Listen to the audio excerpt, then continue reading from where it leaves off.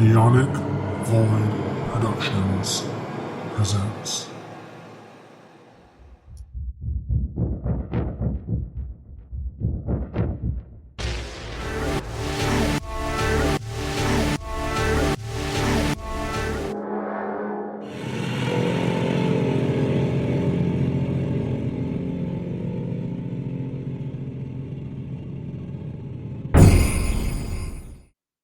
Hello and welcome. What?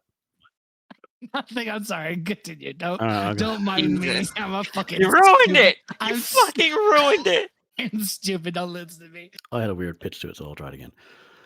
Hello and welcome to Spookocalypse. I am your host, Bunyip, and I'm joined with Zio, Mad Chairman, and the housekeeper. Bah. What are you doing? Well, What? When did y'all devolve into animals? I devolved into a goat because goats are amazing. It correlates. It's with the theme. Okay, fine. It's with the theme. I'd rather be a goat than a man right now. Damn. I mean, facts. Facts. At least in the context of the film we're doing today.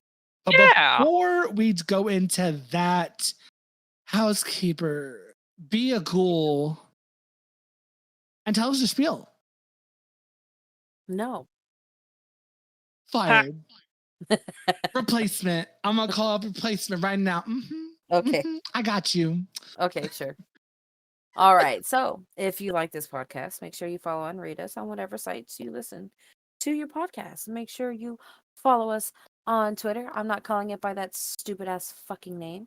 Our handle is at Spookocalypse. That's at SPOOKOCALYPSE. We are also on YouTube. If you're from YouTube or you're watching us on YouTube, hi, hello, welcome. Make sure you check out our other shows that are on the channel. Make sure you drop a like, share, subscribe, punch that bell in the face so that you can get the notifications whenever we upload. Make sure you drop down a comment on something that you might want us to review next.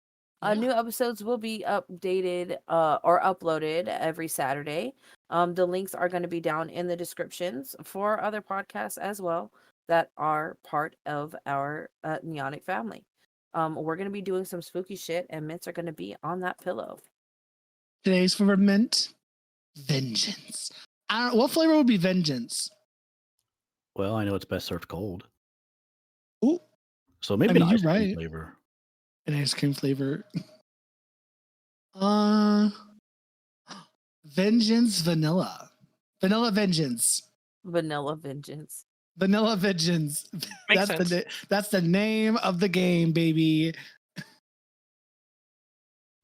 Well, today's movie, we're discussing Kandisha,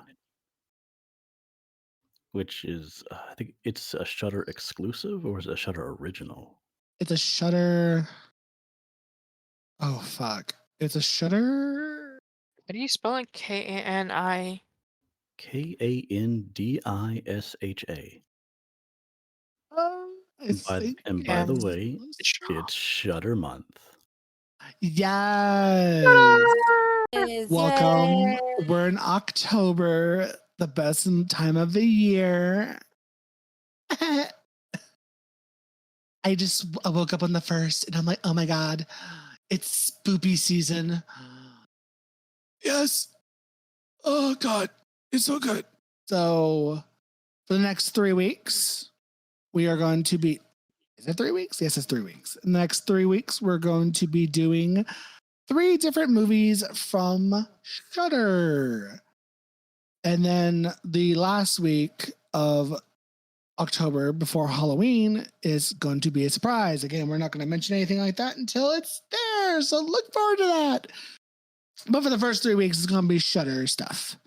Shudder things. Fun stuff. So today's film, of course, is Kandisha. It is a French horror film. Is it a Shudder exclusive or an original? Shit, I had the thing open too. I just watched it before we started recording. I think it's a Shudder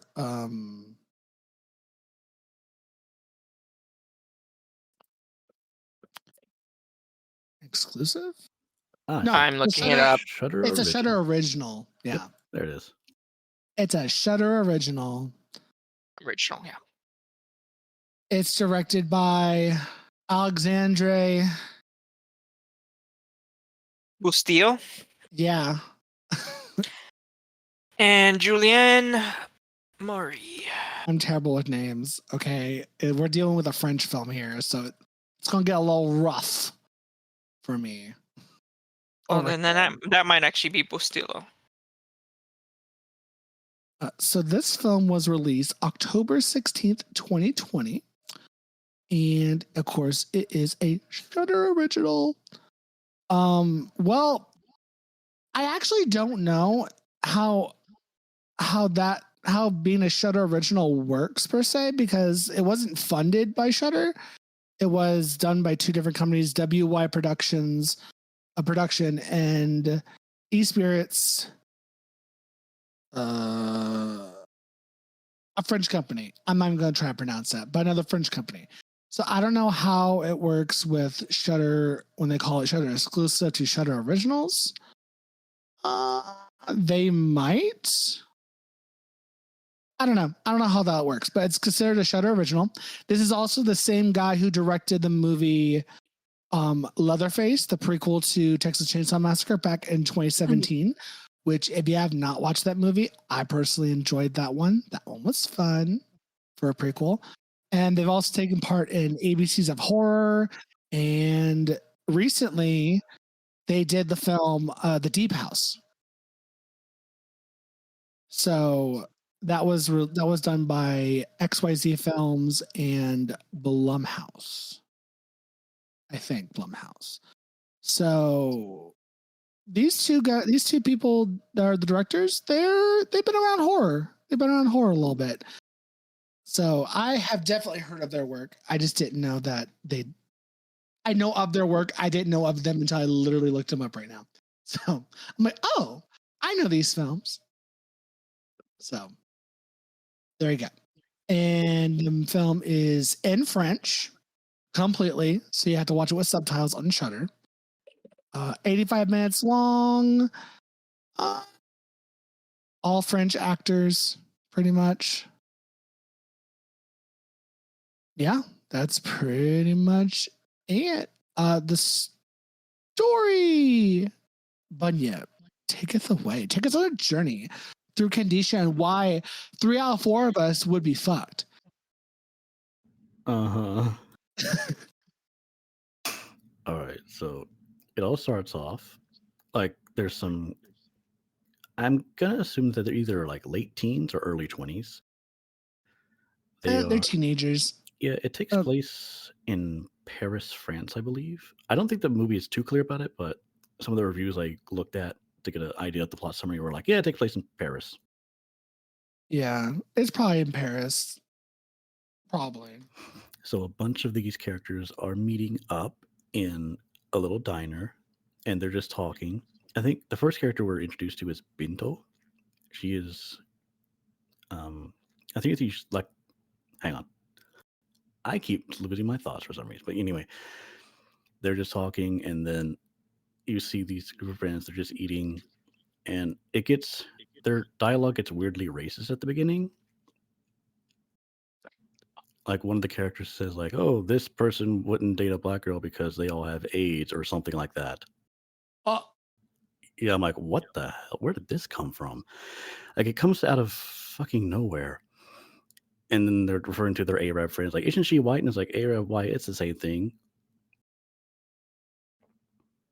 But that aside, this one guy comes in and then they're like pointing at him, like, hey, it's that guy. It's Amelie's ex-boyfriend, Farid.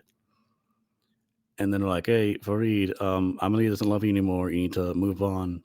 And then Binto is leaving because I think she has to go to work. Like work starts soon, or I think it's her dad starting to work and she has to be back at the house. I don't remember the reason, but point is like she has to leave, and then Farid's like, "Hey, tell her to call me, okay?" And then on the way home, Binto spray paints graffiti along this underpass, and the cop car pulls over, and I thought she was gonna get arrested, but they're like, "Hey, do you know how much this will cost? Like, do you know how much you'll have to pay for this graffiti? Just just go on home." I was like, "Okay." And then he looks at the graffiti, and he has to tilt his head because it's written on sideways, and it says, "Tilt your head, bastard." We're like, she got you. And we briefly see one woman who is the Arab woman they were talking about. Her name is Moriana. I believe it's pronounced Moriana. It's spelled Morjana. And then I think they're discussing her brother Abdel. You're given very little time to like know these characters.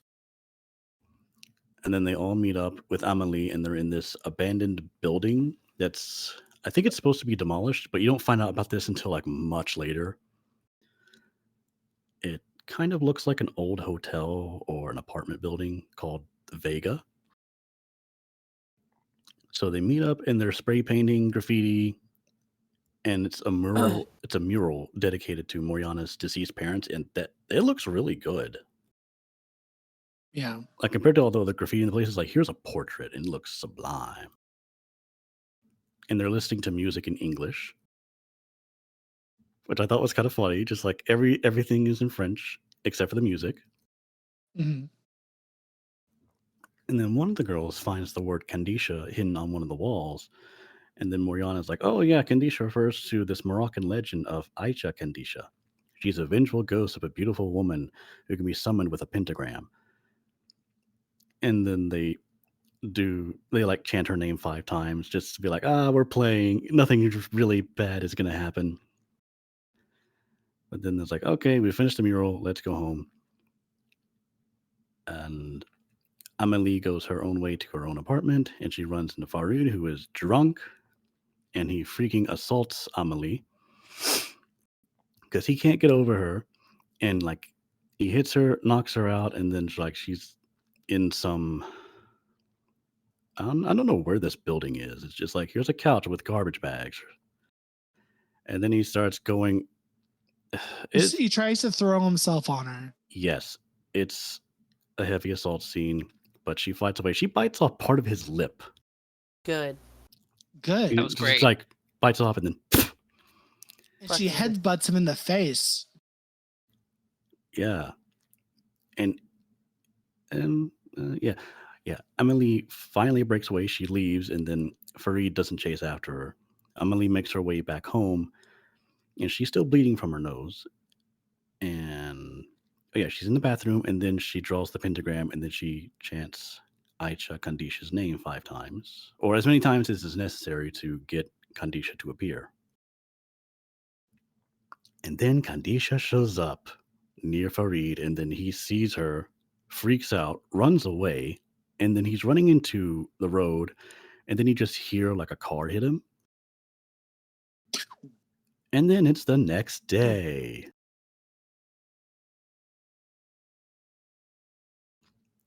And then Emily wakes up to a text and is like, "Hey, did you hear about what happened to Farid?" I was like, "No, what?"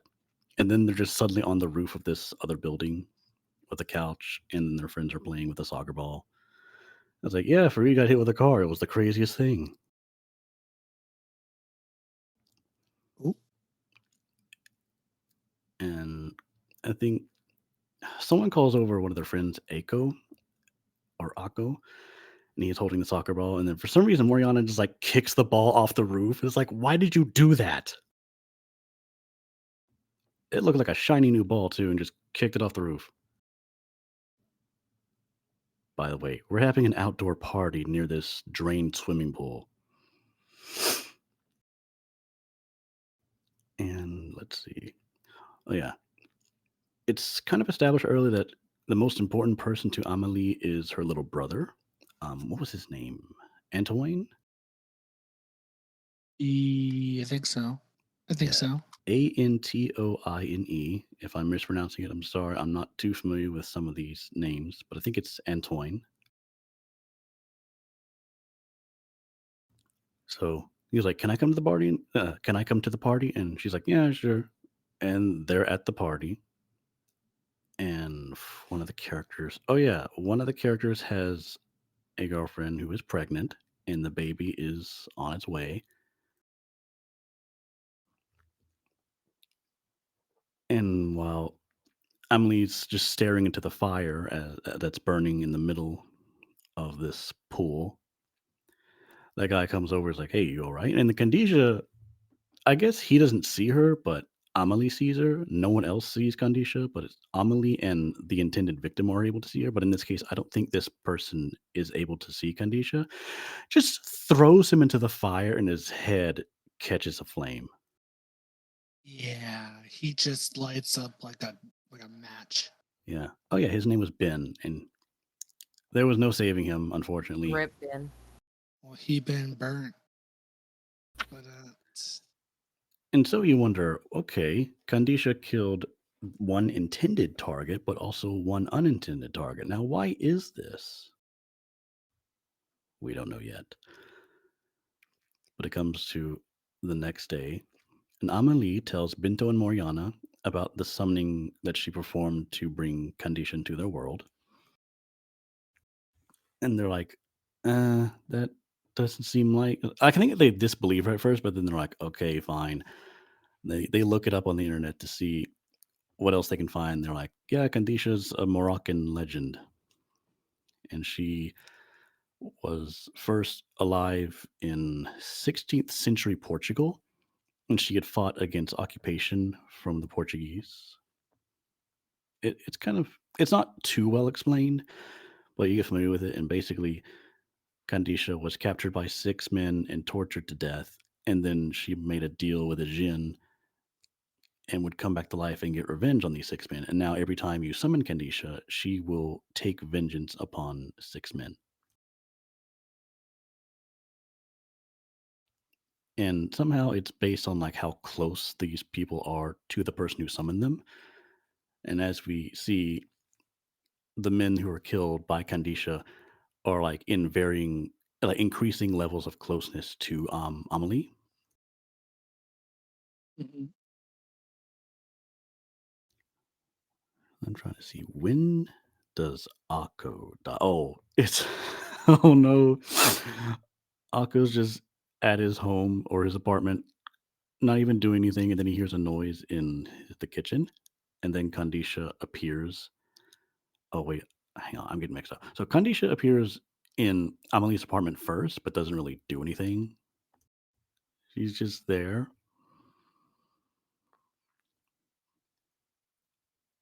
And this is back when Amelie and Antoine are sneaking home back from the pool party. And they're like, we can't tell anybody else what happened here. Excuse me. Well, yeah, Akko encounters Kandisha, and she like slams his head into a glass cabinet and holds his head underwater. But he's like feeling around for this knife, and he stabs her, but it does nothing.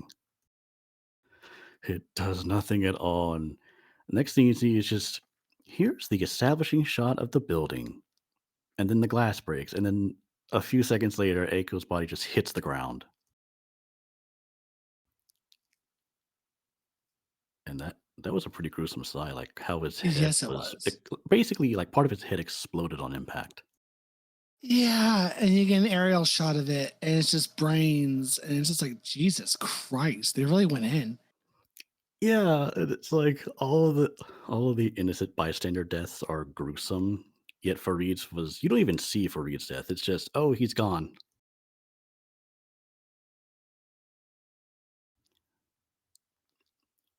So now is the time to get concerned.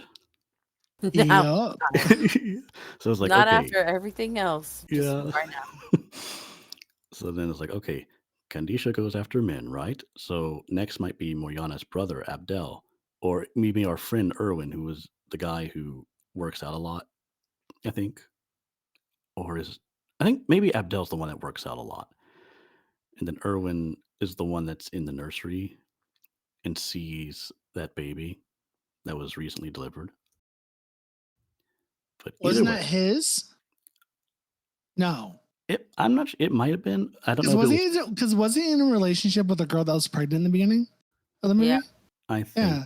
So I think so. he was I probably thought he looking. was. So he's probably looking at his baby because she went into labor at the first party right before the guy head caught on fire. Yeah, I Yeah. don't remember the people's relationships. I'm like, either Ben was the father or Erwin was the father, and I don't really know. I think Erwin was the father and Ben was just a friend. Okay, that's fair. Yeah, I think so. But yeah, they do more search online, and they're like, and then Erwin's like, you could probably do the ritual backwards, which I'm not sure how that's supposed to work, but he suggests doing the ritual backwards to banish the evil spirit. So then Amelie, Binto, and Moriana are in Amelie's bathroom, and they're like, okay, what did you use to draw the pentagram? And she goes, my blood, from like her bloody nose. I was like, why did you do that? Why did you do that? And I was like, I don't know, it was reflex. And then she suggests, like, well, we're on the same cycle. So it took me a minute to be like, what do you mean you're on the same? Oh, no. Oh my god, yeah. And like, she's like, I need a minute. And then she reaches into her pants to extract. Blood. And then, like, yeah, you don't really see her do anything. It's just like, here it comes. And then they're like, we need an animal sacrifice. What's Not the the closest? bunny. Like, what's the closest animal we've got? This poor bunny. This poor bunny. It's Antoine's bunny. And when Amelie approaches it, I swear it backs away in its cage, just like it knows what's going to happen. It's like, you bitches are going to kill me. And then Amelie takes it over the bathtub and is like, here's our bathtub. The pentagram is drawn. And then she has like those classic razor blades for shaving. And they're like, there's got to be a better way. You can't just like slice it open. And then Amelie just cuts that poor rabbit's throat open. And I don't know which is more unsettling. The fact that you slice this razor across this rabbit's throat, or the fact that it doesn't make a single peep during this entire process. I mean, the fact that it doesn't make a peep is just unsettling too. They put the knife across its throat, and you're just like, oh no! You can tell it's a stuffed animal, though. Yeah. And I was like, oh no! It still doesn't make it any better. Not that money. But they drain it over the pentagram, and then like, okay, now we have to wash the blood away, which means filling the tub up, and it's just completely red. Water. Yeah. Just red water. Yeah. And then they're reciting Kandisha's name again. And then Amelie sees Kandisha's reflection in the water. And then now she sees through Kandisha's eyes. And then we have this really neat setup where it's like, okay, here's Erwin's perspective and here's Abdel's perspective. And Abdel is at this little restaurant and it looks like they're cooking up chicken and frying up some fries. It's what it looks like. And then you're like, oh, is he going to get hit with a fryer? It almost kind of plays out like a Final Destination scene where you're like, you're seeing all these things that could kill somebody. And then Erwin's at the hospital looking over his baby. And then some old man who looks like he has 1,000-yard stare and just isn't there anymore. So I was like, waddles over with this IV and is staring near where the baby is. And the movie makes it seem like he sees Kandisha, but he has like no relation to Amelie, so I'm not sure how he could see Kandisha, or It kind of does hint that man is seeing the demon in the room over the babies. Yeah. But I'm like, how is he able to? Let's just move on. But then Erwin gets this hint like, oh, wait, something's wrong. And so he runs over to his baby, to which off screen, Kandisha folds Erwin up like a pretzel and just throws him to the floor. And the blood sprays all over the baby's Yes. crib little cover thing. Yeah. Yeah, it's dark. Real dark. Yeah. But I do like how it's like, is it Abdel who's going to die or Erwin? And it plays on that for a little bit, but then it's like, nope, it's Erwin. So now the girls are getting desperate. They're like, okay, we need to seek help from Imam Ahmed ibn Falan. I'm not sure if I said that correct. He's a Muslim imam. and his son, who is known as a rector. And they're like, they had agreed to discuss this after a phone call, but then when they show up in person, he's like, the imam is not seeing anybody today. Like, well, why not? And I was like, he didn't give a reason. He just doesn't want to see anybody.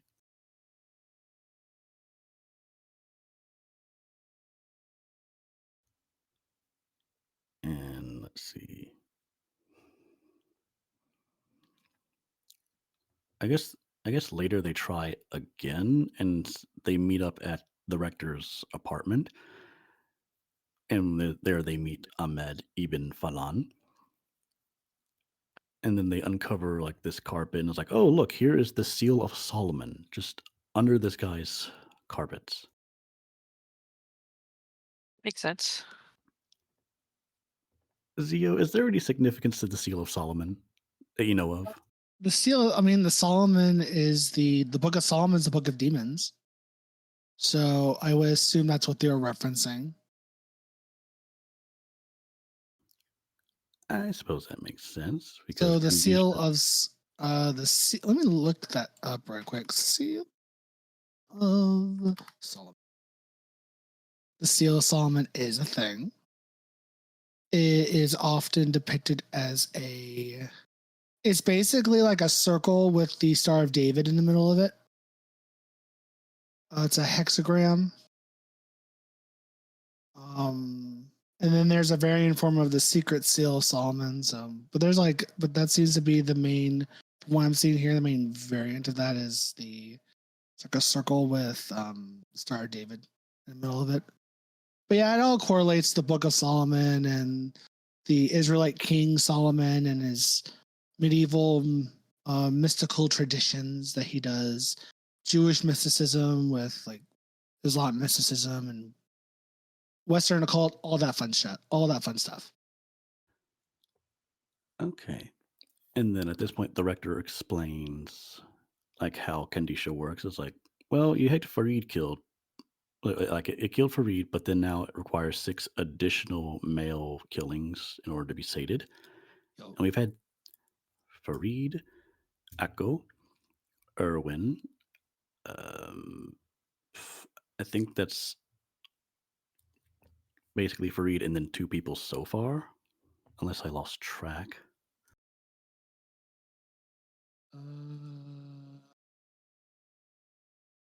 1, 2, 3, 4. You already talked about the 4, right? The one that's in the babies, Yeah, that was Irwin.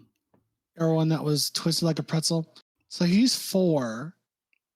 So I think like you're at, because you haven't talked about another killing yet, right? Has this been 4? Yeah, we haven't gotten to the next one because they're about to do this ritual. There's like, there's 2 ways we can get rid of Kandisha. We can exorcise her, and they're like, what's the second way? And the old man, the imam, is just like shaking his head, like, no. And it's like, there is no second way.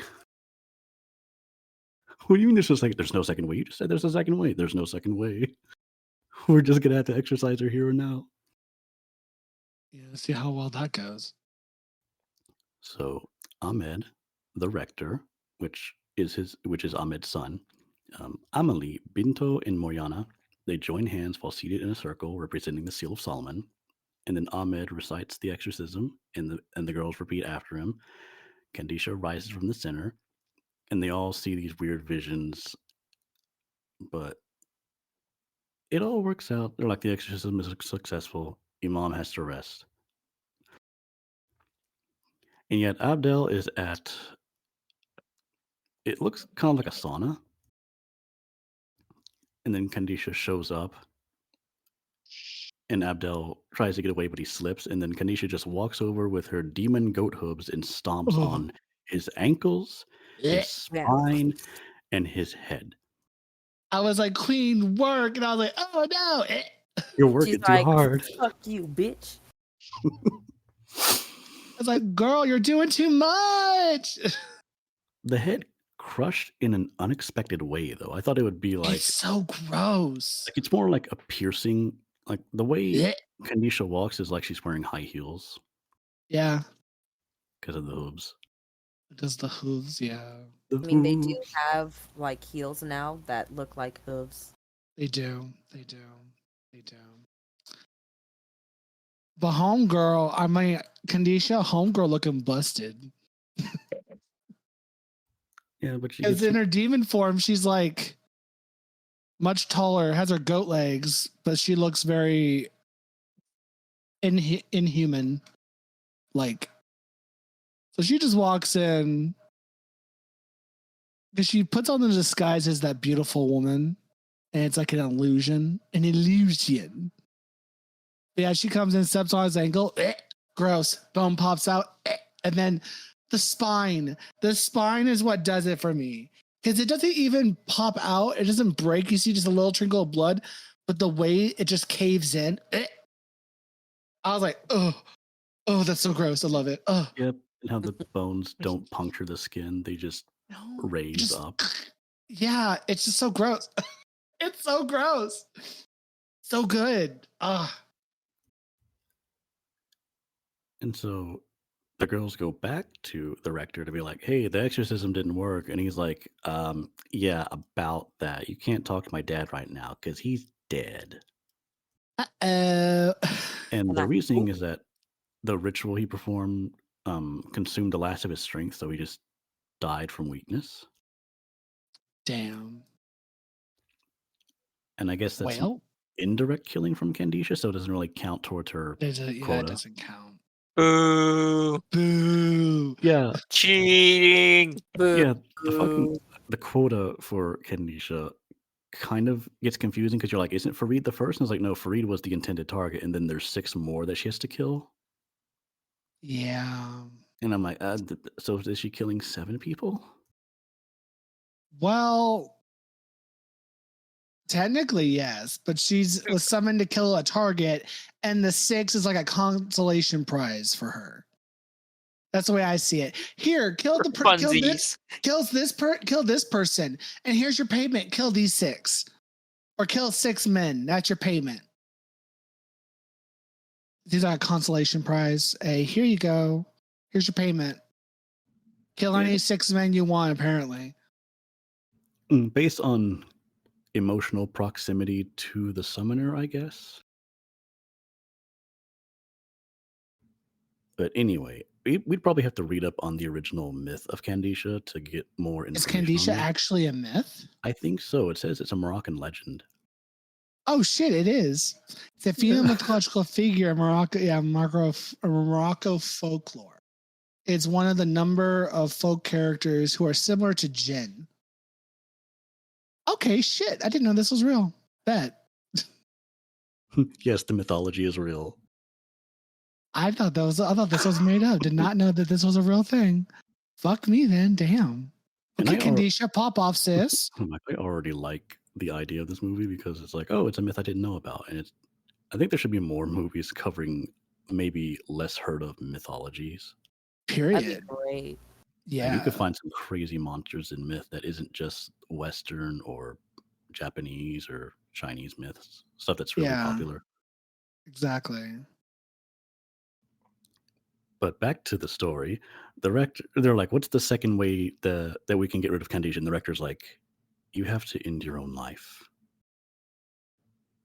And then when the summoner of Kandisha ends their life, they will be reincarnated. It'll stop Kandisha and they'll be reincarnated as Kandisha. I'm like, oh, dilemma. And Emily does consider jumping off a roof, but Binto and Moriana don't like this idea and they stop her.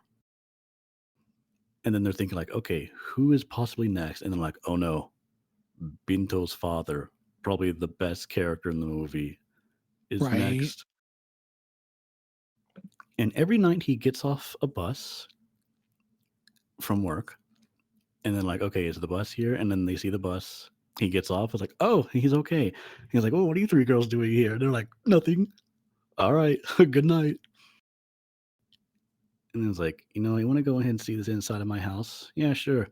And as they walk in, Kandisha unceremoniously rips Binto's father apart. I was like, come on, girl. Damn. It's not even like a clean, symmetrical rip. It's just like, here's a portion of your left side, and then the rest is just going to be on the floor. Yeah. I was like, there's no reason. No reason. Yeah. You're just killing just to kill. But then they realize Emily's little me. brother or her father might be next. So they're like, let's protect the little brother. So they take him to the place where they did the graffiti mural in the Vega apartment building that is set to be demolished, which the movie I don't think really hints at this. But at the end, Yeah. the movie at the end of the movie, it's like, yep, the Vega gets demolished. However, they're here like, okay, maybe we can trap Kandisha again and do a ritual. And they're just sitting in this building waiting for Kandisha to show up. And she does. And she's fully demoned out, although Antoine doesn't see this. Like he just sees like her original beautiful lady form. But everybody else is like, she's a tall demon girl and she's frightening. And they use like a blowtorch, like here's spray paint, here's a lighter, and they just spray it at her and get her to back away into the ritual circle. And it's the tiniest pentagram. But yeah, they try the exorcism again, and it fails because Antoine gets scared and he breaks the circle, not realizing that's what messes things up. And then Kandisha grabs the rector, and he's just like, "Take me, demon." And you think Kandisha kills him, but nope, not part of our quota. Just leaves him there and goes after Amelie's brother. And then, like, Binto tries to hit her with a pipe and it just snaps her wrist. And then Moriana tries attacking and gets thrown against the wall.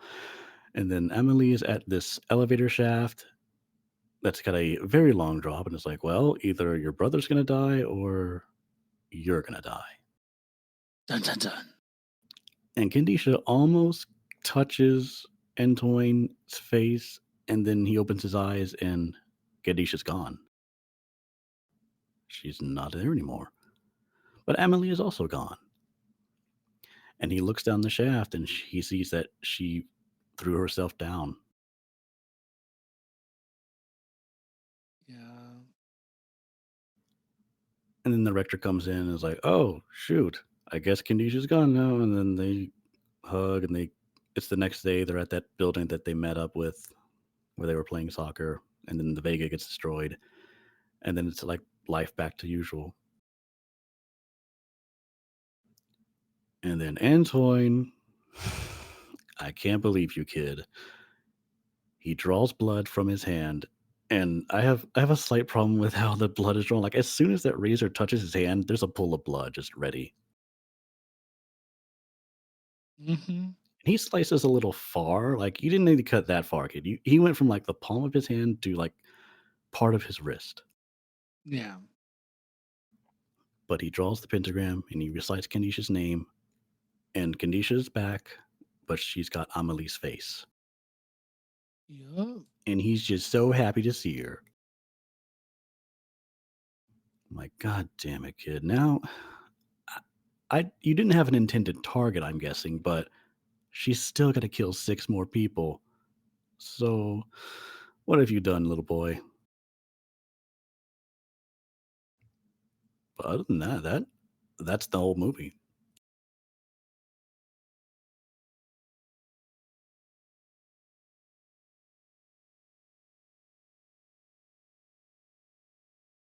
Yeah. That's pretty much the whole movie. I don't think she takes on. I don't know. I don't know if she necessarily takes on the form of his sister or if that's actually his sister. I think it is. And Amelie. she just replaced the previous demon. Well, the rector did say that if the summoner takes their life, then they become Kandisha. Oh yeah. So yeah. then And she that's Kandisha. She absolutely she's is. Kandisha.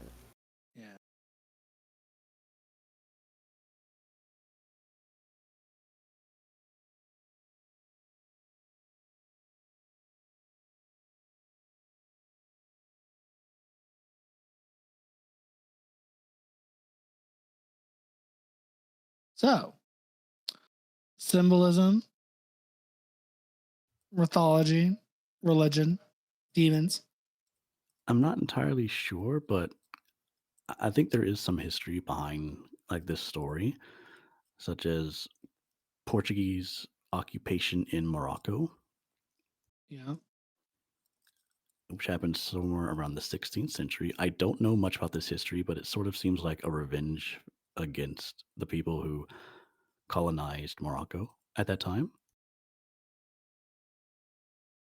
I think it require a lot more looking into because I couldn't really pick up on this just watching the movie.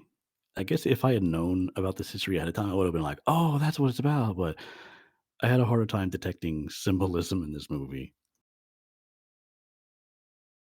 I mean, the symbolism is the historical context as well as the. I mean, it's a demon from folklore, so I mean that's kind of a reference within itself.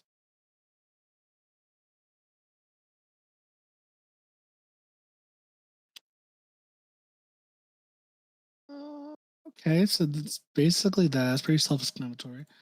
I guess we can get into ratings for this movie. What's kind of rating system? 1 out of 5 hooves. Okay. 1 out of 5 hooves. Hooves. Hooves. We'll go down the line, but yep. I kind of want to give it close to a 3.5. I did find the concept interesting. Like you summon a demon for revenge, but then it goes a little too far. Yep. I don't have a whole lot to say about this movie, really, other than what I kind of already said.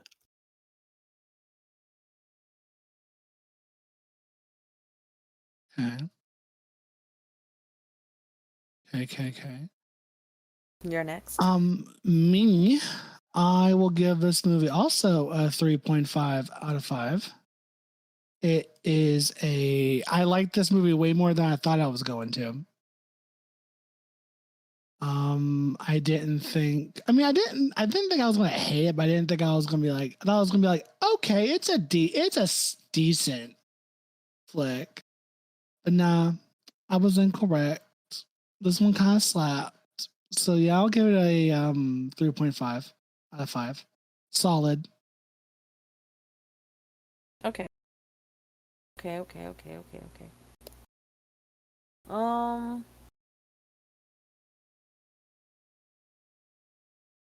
I mean, I'd have to agree, I guess, with the 3.5. It was interesting to watch a movie that was based on, a legend that's not one that we know of. You get to learn a little bit about some culture in other places, you know. Yep. It was a good concept. I liked it. It was very interesting to watch, and Kandisha's hatred towards men is very interesting. I know some people who are like that in real life. They won't kill the men, but they're like, they fucking hate men, and I'm like, chill. They're not that bad. Some men deserve it. Most men don't. Yeah, like I know somebody who's like has the judgment the judgment of Kandisha, and I'm like, yo, chill out, bro. Homegirl, relax. Take a breath of fresh air. Not that bad. Go touch some grass. Touch some grass. Stop it. Get some help. Damn. Like, stop it. Get some help. Yeah. I mean, I don't have anything negative to say. It was interesting to watch. Period. So we got 3.5s all around so far. Isaac. Oh my God. Matt Chairman. Who's Isaac? Who's that? Who's Isaac? Shush. Matt Chairman. Yeah, I don't know. This movie was the kills were definitely fun to watch. Not necessarily Oh, you right. they didn't seem. Most of them didn't seem justified to me, but Yeah, that's fair. they were still fun to watch. In terms of the visuals and the the deaths. That's honestly the only thing I can give this movie because. Like, I like the fact that they actually tried the whole exorcism thing and that it just didn't work. Like, that was a fun little concept that doesn't usually happen in, like, what I guess possession movies. So it was fun, though, to watch that play out, and fail ultimately. So yeah, I think I'm along the lines of just about everyone else with 3.5. It was not like the worst movie ever, but it was not like The greatest movie ever. the greatest. Yeah, it was definitely. It was just solid. Yeah, it was solid. I wanted to be scared, but I kind of wasn't. Yeah. So So it's the unanimous. 3.5. Yeah. How many movies has it Shudderween. been that we actually agree on a rating? Not very I don't think we've many. ever like that unanimously. I don't think we've ever. No, we like 2 movies. Oh, We're we like, oh have yeah, it was like once or great. twice. But like it's so rare. Yeah. Should we read the Shudder comments?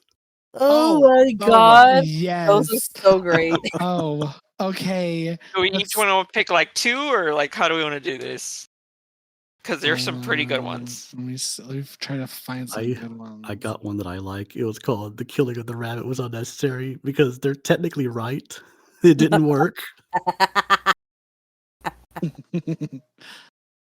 So, yes, these are going to be comments that we pull straight from the Shudder Shudder website. website, from the movie itself. You know. Yeah. So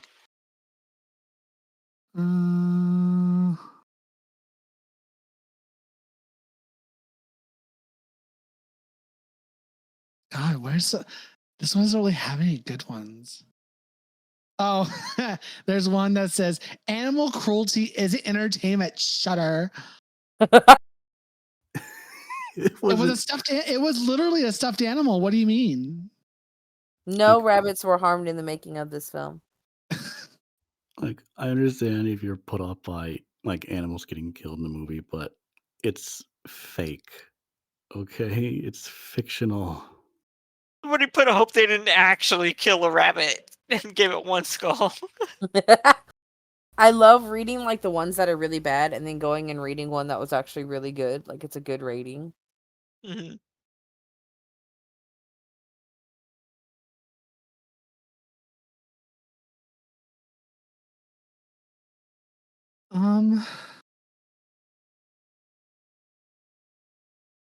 Gosh, what's some other good ones? Dang, man, this one is like rough. What?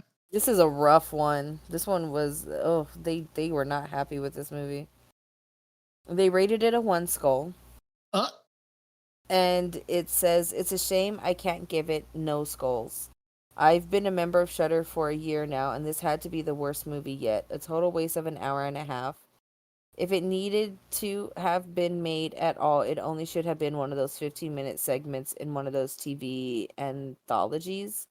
The characters were dumb, and to make matters worse, the last scene was a blatant Candyman ripoff. Oh, yes, the rabbit scene was also unnecessary and gross.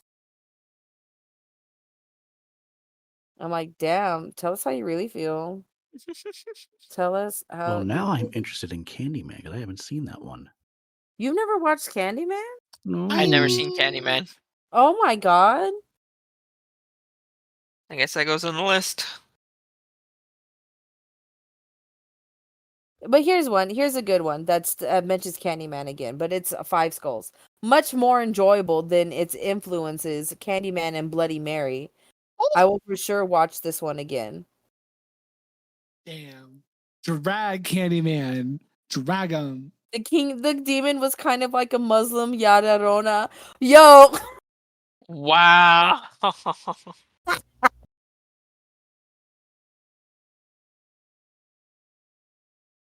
Wow. Yeah. I don't even That's hate. It was that's in the middle of one. That's in the middle of one.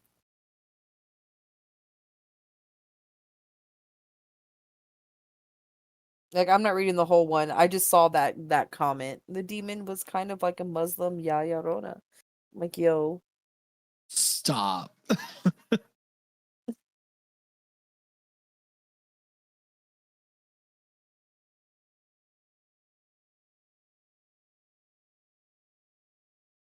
Yeah, I mean, overall, this movie's pretty good. Bad characters, dumb ending, unexplained parts that literally need explaining. They kill a rabbit and not in a professional way either.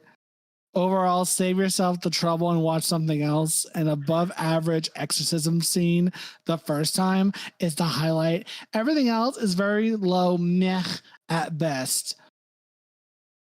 How do you professionally kill a rabbit? I don't fucking know. It was a stuffed animal, y'all. They didn't actually kill a rabbit. I think they mean like just in general, like Oh, in well. in the movie itself, like was it necessary to kill the rabbit? I mean, you're dealing with demons and they take sacrifices and shit. So, I mean, I guess. I like how the little boy asked, "Where have you found my rabbit yet?" Oh, yeah, he's dead. Oh, that's It's like, so no, I haven't yeah, found him. If he doesn't come back, we'll buy you another one. Like, oh my god, this poor boy just wanted his rabbit. This poor boy is scarred for life. He saw a demon. He saw someone get set on fire. He saw his sister dead body. Like, he's seen everything. And then he lost his rabbit. And then he lost his rabbit. And what happened? And what does his sister have to show for it? She has a new job, a new gig in the afterlife. She has a new job for eternity. She's a demon.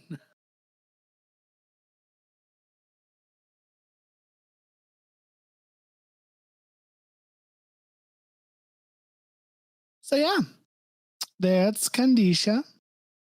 Kandisha. Yeah. Again, it's on Shudder. So I guess join us next time as we talk about another Shudder movie. Until then, ciao. Bye. Goodbye, everyone. Omelette du fromage. Take care of your pets and your loved ones. And speak French in the most awkward way. Speak French, but listen to music in English. And if you're using blood sacrifice, make sure it's your own blood. Not a rabbit. And not a rabbit. Because, God forbid you do animal sacrifices for demons that are known for animal sacrifices.